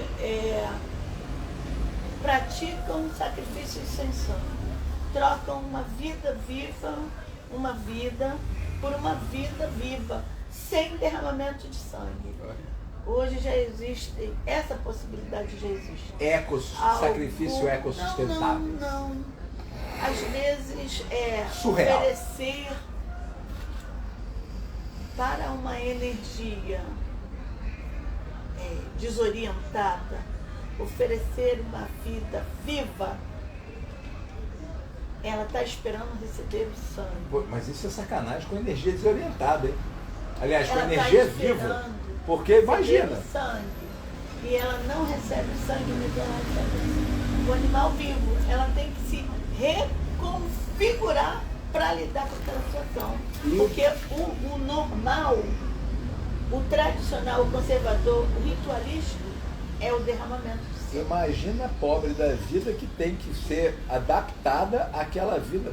Imagina, nós que conhecemos algumas vidas que são desorientadas, ter que sacrificar uma vida viva para ser Deixa eu pular apresentado. pra essa parte. Eu tá vou louca? deixar, estou aprendendo, ouvindo as lives, estou aprendendo, vou deixar um link quando eu publicar ali, que é um vídeo muito interessante, que mostra assim, só a primeira parte, que é a mulher fica grávida, e ela não sabe por que ela está grávida, o homem não sabe por que ela ficou grávida, ele não sabe que ele tem participação nisso, então é o seguinte, ela tem que ficar numa caverna, com aquela gravidez toda, aí ela vai cozinhar, vai manter o fogo aceso, e ele vai caçar. Aí quando ele retorna, ele testa o alimento, e ela pega a pele e costura a roupa, e ela vai e fala assim, peraí, alguma sementinha ficou aqui dentro. Então se eu puser uma sementinha na gaia ali, aí ela vai dominando isso. E o homem está lá, né, matando, não sei o quê, volta para casa. E elas não tinham essa menstruação, então, porque ela transava e tinha gravidez. Então, aí uma delas. Viviam grávidas. Elas Viviam viviam grávidas. Aí uma delas, que tinha um ritual, e ela não foi, e menstruou. Aí eles, ali, olha o demônio, olha o, tá vendo? Aí eles mandaram Feiticeira, lá pra... pode mas tocar calma, fogo ainda naquela. ainda não era feiticeira, mas tira ela daqui, porque ó, tem um negócio esquisito aí. Mas o que foi a grande Aí- queima das feiticeiras? Não, mas foi antes. Aí jogou ela na. Eu lembrei de você falando. Aí ela tá lá. Ela não tinha cachorro, ela tinha gato. E eu dominava as ervas. Aí, peraí, esse cara aqui tá. Mas tem aquela moça lá na selva, que ela manja daquelas coisas ali, de ervas. Aí. Vira onça. Só que o que acontece? Moral da história. Eu vou deixar o link para vocês depois. Agora, o que acontece? Ele não sabia que ele participava da parada. Mas ele falou assim, bom, se eu participo e ela fica grávida por minha causa, então não pode ser pelo Renato da Cantareira. Tem que ser minha. Minha não é não, porque eu não participo dessas coisas. Tem que ser minha. Aí começa a surgir o patriarcado, o machismo colocado. É minha. É minha. É minha. Aí sim, queima que é feiticeira. Isso. Porque, veja só, é uma coisa que se perdeu, e aí daqui eu vou para ali, Sim. e vou ficar te devendo tempo, tá bom? Não, tá tranquilo. Olha Quem só. quiser, vai lá e assiste. Olha só. Tá. A Márcia disse que ainda tem tempo pra caramba. Ah, tá. Não, Marta. Uma hora e meia. Conversa. Olha só. Mas olha só, o papo tá ótimo aqui. Mas uma hora e meia de aula. Tempo é alguém que merece uma atenção toda certo especial. respeito. E muito respeito, não é Logo pouco da não. senhora. E muito respeito porque a terra floresce, a terra nos dá de comer e de beber por causa de que tempo? Que tempo. Cuidado que tempo é uma percepção. Não, eu não falei tempo, eu falei que tempo, que popularizou-se com o nome de tempo. Mas Eu entendi o que a senhora Está- falou. porque ele acabou salvando uma nação inteira de uma seca horrenda. Ontem eu estava assistindo uma reportagem sobre esses episódios de climáticos extremos e eu falei, de tanto desrespeitar a natureza, o tempo está se voltando contra nós, junto com a própria.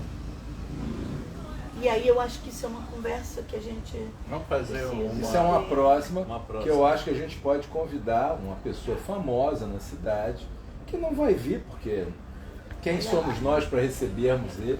Mas a gente pode receber aqui o nosso querido Axel Grael, que é um especialista em natureza. Eu acho que sim. Mas ele não vai vir. Desastres extremos. Bom, vamos lá. Como é que a gente vai construindo esse arcabouço de conhecimentos, vai amadurecendo esse discurso, porque isso é um processo de maturação. A gente também, além dos ritos que a gente vive dentro do axé, dentro do inzô, dentro do ilê, a gente também hoje tem grandes pesquisadores que vão nos dando pistas muito significativas e conhecimentos que nos fortalecem, nos potencializam. Por exemplo, esse livro aqui, Bantus Malês e Identidade Negra. Quem escreveu? É um livro do Ney Lopes, o nosso querido compositor, historiador, uma pessoa muito, muito sensível para as questões das africanidades.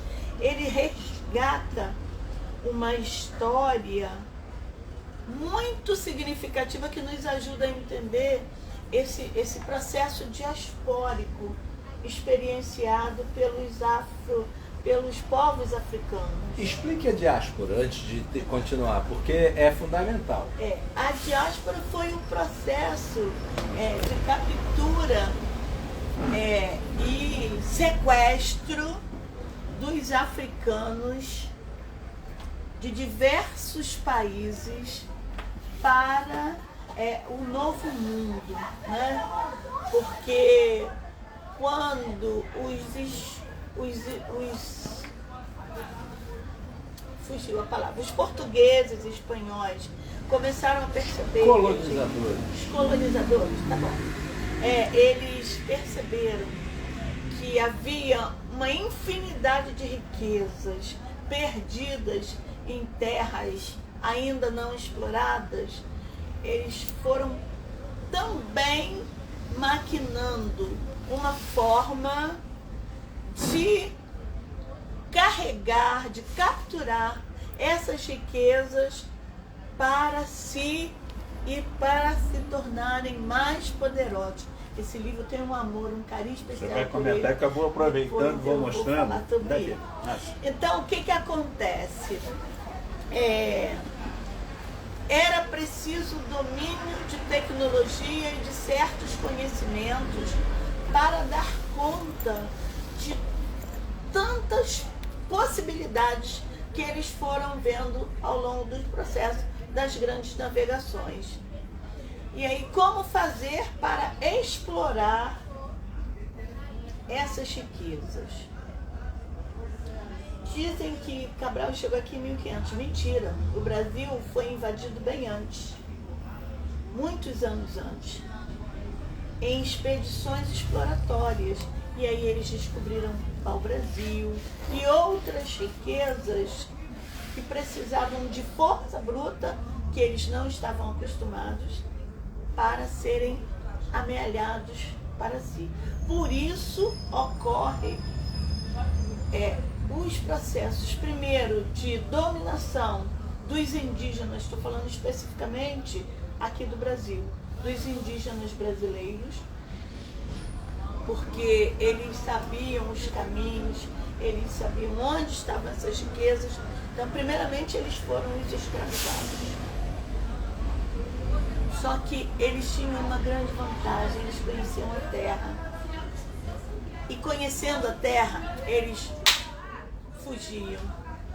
Então não era fácil dominar, catequizar, não era uma questão de preguiça, e explorar a mão de obra indígena, porque eles tinham a seu favor o conhecimento da terra.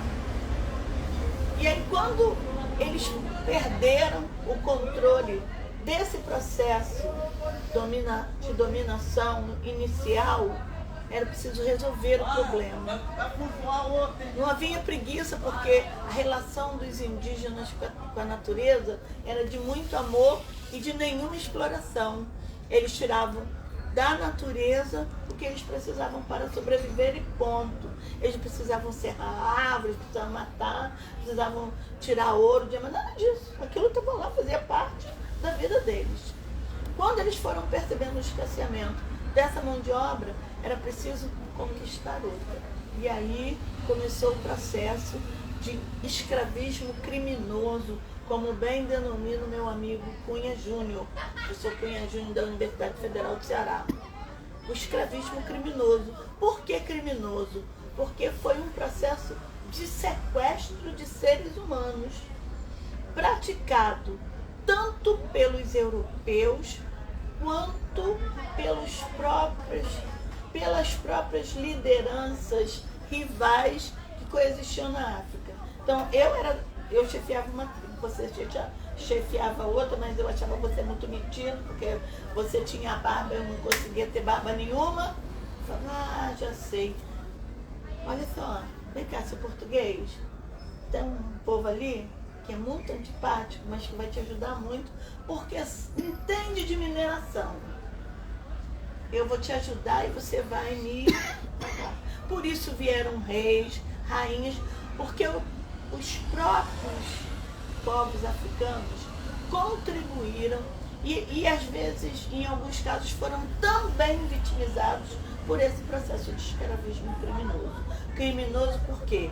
Por causa das condições de translado de lá para cá, por causa dos abusos, dos maus tratos, das condições subhumanas a que esses africanos escravizados eram submetidos dentro do porão dos navios negreiros. Então tem um conjunto de situações que vão para além do que é do conceito de escravidão. Porque o conceito de escravidão é muito anterior a esse processo que acontece nos anos 1500, em Serra Leoa, em alguns pontos da África. Porque a escravidão era uma negociação de dívidas. Você me devia, não tinha dinheiro para me pagar, então você trabalhava um tempo para mim até que aquela dívida fosse considerada resolvida. Cessada a dívida, você ia embora. Isso é muito Império Romano. Só que o que aconteceu nos países africanos foi um processo muito violento e devastador. Só o processo diaspórico, que foi esse processo de atravessamento do Atlântico, as terras africanas até a costa brasileira, para alguns países do sul, da América do Sul, foi o que morreu de gente, o que morreu, o que aconteceu de suicídios, foi uma coisa assim violenta. Então, assim, essa categoria, escravismo criminoso, comporta muito bem essa dinâmica cruel que aconteceu por 3 séculos e levou e ceifou a vida de mais de 6 milhões de pessoas. Então, assim, eu não sei se eu tenho muita bateria, que você falou desse... Não. Você falou desse livro que é importante. Esse livro foi escrito por uma pessoa que vive em São Gonçalo. Eu sei que eu estou tendo. Chamado Altair Veloso. Altair Veloso, o nosso músico. Ele, músico, e Babalorixá, etc e tal. Nós estamos com 2 horas de gravação.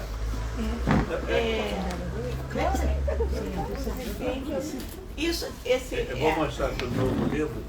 Você pode falar. Ele Tem bateria aí? conta a história. Eu não posso fechar.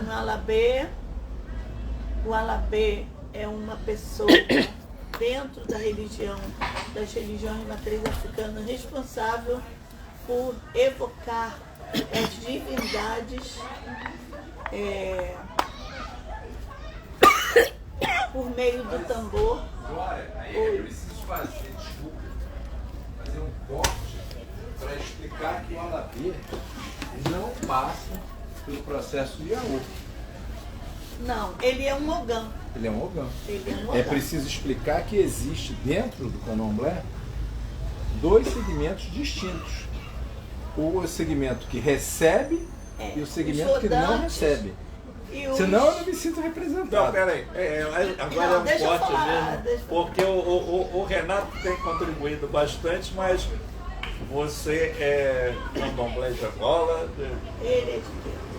Eu sou candomblé, ponto. Se eu sou do Angola... Não, ele não é angolano. Eu sou do Ele não é candomblé. Ele angolano. não é angolano. Ele não Não, é Quando diz Queto. que não é angoleiro, é capoeira regional. Ele pode ser muita coisa, mas ele não é Mas angoleiro. não é isso. Eu não tenho conhecimento. Eu não sabia que você Eu conhecia. não tenho conhecimento nem a vivência de santo que a Glória tem. Eu fui assim pinçado do universo branco para o universo do candomblé num determinado momento da minha vida, dentro de um candomblé muito curioso, que era um candomblé de Zona Sul, de cobertura do Flamengo, de um pai de santo branco, oriundo da casa mais antiga da Bahia, que não é o Apofujá, é a Casa da Montanha. Então, que é um cara que, por diversas características dele, pessoal, transformou o grupo num grupo do Bolinha. Tá, eu sei. Um grupo do Bolinha, porque ele não podia ver uma mulher na frente. Ah, meu Deus. E aí nasceu uma casa de santo muito curiosa, Olha só. que não tem nada a ver com a casa de santo comum que todo mundo conhece.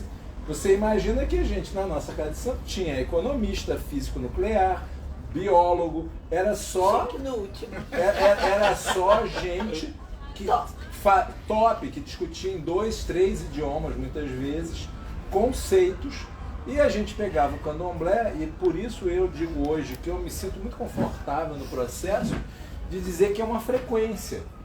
Porque isso a gente teve uma discussão de madrugada inteira esperando para fazer uma obrigação. Nossa obrigação era feita no Alto da Boa Vista. Olha que chique! A gente saía em 3, 4 carros para o Alto da Boa Vista para fazer uma obrigação. Mas a gente teve uma discussão do que era o santo. E A eu, divindade. Né? a divindade. E eu, coitado, numa formação humana, né, de administração de empresa, discutindo com gente de formação científica, matemática. Porque a gente não tinha ninguém que não fosse graduado, quando a maioria era mestrado e doutorado. Porque era uma característica única. Quando eu estive na Bahia e confrontei a Casa de Santo, eu olhei e falei, que isso de pô, que lugar é esse estranho para mim? Que é uma utopia do que Isso. Que lugar é esse que eu estou? de onde ele foi, não na Bahia. Exatamente. A raiz está lá. Não, a minha raiz estava lá. A obrigação do meu santo foi apresentada para mim lá. O finado, a finada, me mostraram aquilo ali e falaram, este é o seu santo. Eu nunca tinha visto a louça do meu santo. E ela está lá, independente da minha vontade ou não. Porque a minha casa de santo no Rio era uma casa de santo, sim, Surreal. surreal. Deixa eu terminar, Renata, essa Veja, etapa. O Alabê de Jerusalém, eu vou falar rapidamente sobre isso aqui. O Alabê foi um livro escrito pelo Altair Veloso e depois o Altair transformou numa peça belíssima e ela foi exibida com patrocínio da Unimed e tal.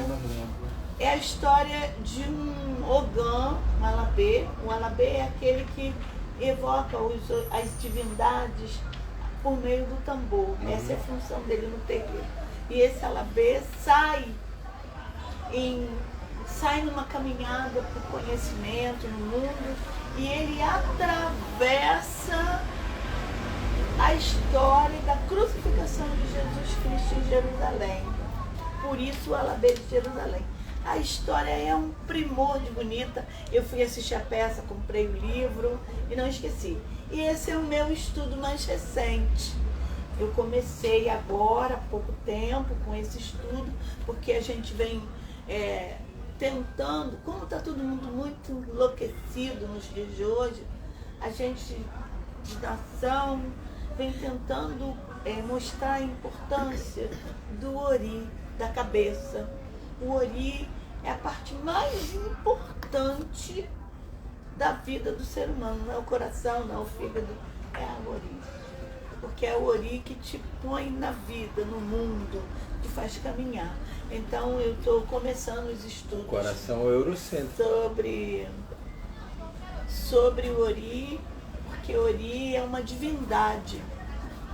Você reza o seu Ori de manhã, você conversa com ele, pedindo um bom dia, boas energias, força, e tem muitos outros conhecimentos aí, inclusive o mapa do continente africano, todos os países, que eu vou tirar cópia para dar de presente com um bocado de gente que fica dizendo para mim que África é um país. Mas é isso, assim. Tem uma parte aqui, um canto, uma poesia. Isso aqui é uma, Você lê? por exemplo... Eu tenho curiosidade de ouvir a palavra. Ai, tem Desculpe. Não, porque isso é uma prática, isso é uma outra língua, né? Kobimo Chioloworo, Mafi Owo Kambi, Niche Oriewa, Aiche, Abani Aweje. Aí ele traz aqui, ó, a cabeça interior e a cabeça exterior acabam completando e integrando uma só deidade, uma identidade. Material e imaterial são um só, Ori. Então, a sua cabeça que você vê e o que ela carrega aqui dentro de ideia, de pensamento, de intenção, é uma só, e não tem como dissociar. Então, isso é um cântico para você, como dizer, ir criando vínculos, afetos, amadurecimento intelectual e emocional sobre a importância do Ori. E aqui, isso aqui é uma reza, um canto, né? Em geral, a maioria dos cantos são oriques, rezas, e o Ori precisa ser conversado de manhã, precisa ser abençoado. Você acorde, abra os olhos e antes de dar bom dia, Marcos, sua bênção, meu Deus. Eu te abençoo, te dê boas ideias, me proteja, me livre de maus pensamentos. Aí você vai fazendo a oração que vem no seu coração. A Márcia adorou. Você falou isso, abre os olhos, a Márcia abriu o olho. Abre um campo energético e fluídico para atrair o que há de melhor para o seu Ori. Porque é o seu intelecto, é o seu pensamento, é o seu discernimento que te faz caminhar no mundo com mais ou menos segurança. Olha, e antes de dormir, para não ter sonho assim... Reze, também pro Ori, uma cerveja. Seu Ori. Se você quiser ficar às 11 e não sonhar com nada... Mas faz o mesmo, tá gravado, eu vou assistir lá, faz a mesma música. Eu comecei agora ainda nesses estudos, né? Estou me aprofundando, mas quero me aprofundar porque esse livro é um livro de filosofia e religiosidade africana. Então é um livro que traz conhecimentos importantes para quem, em sendo uma mulher de axé, também é uma intelectual única. Então eu não posso me deixar... A senhora me permite complementar? Pois não. Uma mulher negra, Sim. de axé, intelectual orgânica Isso. e aposentada. E aposentada. E foi por isso que eu abalei as estruturas dessa cidade quando eu assumi esse cargo.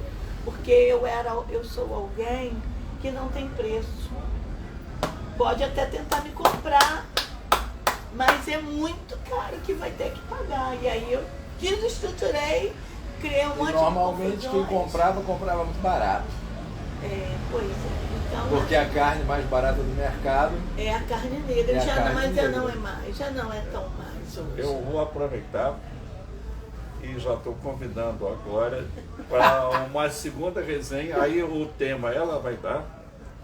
E vamos tentar trazer o nosso prefeito, né, que é um ambientalista, seria maravilhoso. e pegar a dica. Vou conversar com o Renato, ver o tema assim e... Existe uma coisa chamada racismo ambiental. Tá. Eu tenho visto isso no Instagram, eu tenho visto no Facebook e agora com esse problema em São Paulo, né? Aqui doeu. racismo ambiental, né? Nós- Vocês vão criar suas casas para lá porque Nós Camboriú, né, queremos Márcia? ficar para cá. Para cá é aqui. Márcia, desliga a câmera, vou tomar uma cerveja. Porque eu encerrei esse papo. Obrigado, Você tá quase Glória, muito morrendo obrigado aqui. mesmo, um Esse grande calor, beijo. obrigada. Espero que tenha sido bom para todo mundo. Eu me diverti muito e foi muito prazeroso esse encontro com vocês nessa segunda insurgente, verdadeiramente insurgente, porque a vida, como diz o Eli, é muito mais do que as concepções eurocentradas, muito mais do que um jeito único de pensar. Como dizia Paulo Freire, nós não somos, nós estamos sendo todos os dias. Agora estamos sendo consumidos por esse calor, mas no encontro fraterno e amoroso, tá bom? Axé. Beijo grande, axé para todos. E é sobre Bye, bye. isso. Ótimo. Beijo. Foi.